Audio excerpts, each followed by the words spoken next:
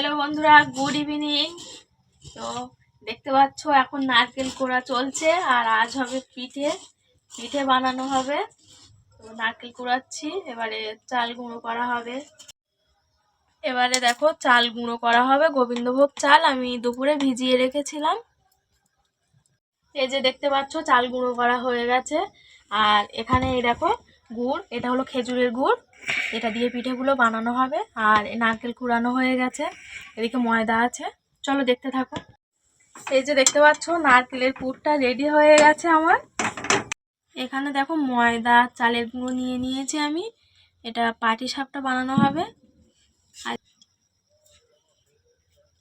এবারে দুধ দেবো এর মধ্যে এটা মাখার জন্য।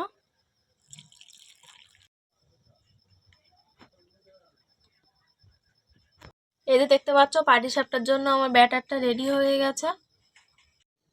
এদিকে দেখো আমি দুধের মধ্যে দিয়ে দিচ্ছি চালের গুঁড়ো, আর এবারে এর মধ্যে ময়দা দিয়ে দিচ্ছি, দিয়ে ভালো করে এটাকে আমি মাখবো।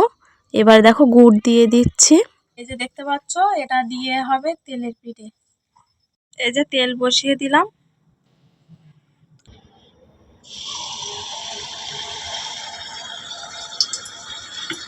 তবে লেগে যাচ্ছে মনে হয়। দেখো কি সুন্দর ফুলেছে। এবারে তুলে নিচ্ছি। দেখো এটাকে এভাবে এখানটায় রেখে দেবো তেলটা ঝরানোর জন্য। এই যে দিলাম, জোরটা বাড়িয়ে দিলাম। দেখো দেখো কি সুন্দর ফুলবে, দেখো এবারে।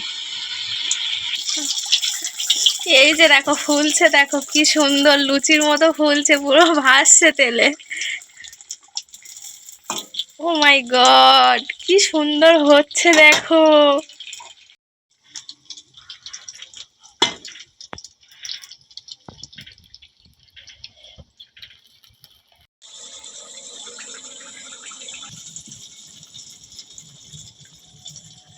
এই যে দেখো কতগুলো হয়েছে, এখনো হচ্ছে।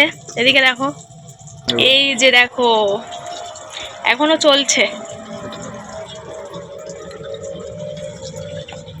এই যে দেখতে পাচ্ছ আমার পিঠে হয়ে গেছে।